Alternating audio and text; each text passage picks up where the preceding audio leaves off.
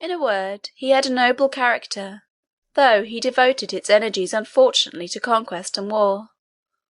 He lived, in fact, in an age when great personal and mental powers had scarcely any other field for their exercise than this.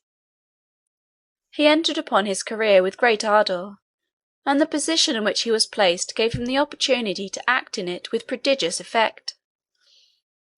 There were several circumstances combined, in the situation in which Alexander was placed, to afford him a great opportunity for the exercise of his vast powers. His native country was on the confines of Europe and Asia. Now Europe and Asia were, in those days as now, marked and distinguished by two vast masses of social and civilized life, widely dissimilar from each other. The Asiatic side was occupied by the Persians, the Medes, and the Assyrians; the European side by the Greeks and Romans.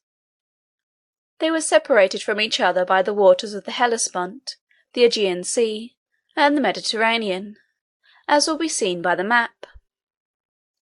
These waters constituted a sort of natural barrier, which kept the two races apart. The races formed, accordingly, two vast organizations, distinct and widely different from each other, and of course rivals and enemies. It is hard to say whether the Asiatic or European civilization was the highest. The two were so different that it is difficult to compare them.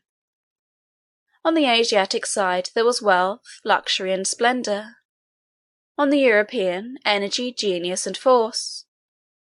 On the one hand were vast cities, splendid palaces, and gardens which were the wonder of the world; on the other, strong citadels, military roads and bridges, and compact and well-defended towns.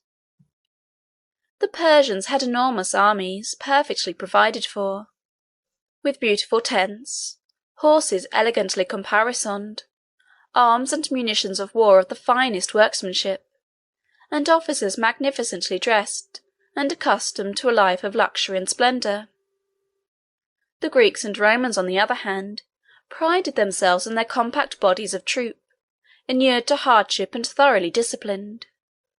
Their officers gloried not in luxury and parade, but in the courage, the steadiness, and implicit obedience of their troops, and in their own science, skill, and powers of military calculation.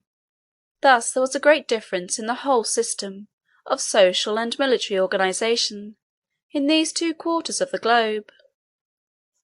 Now Alexander was born the heir to the throne of one of the Grecian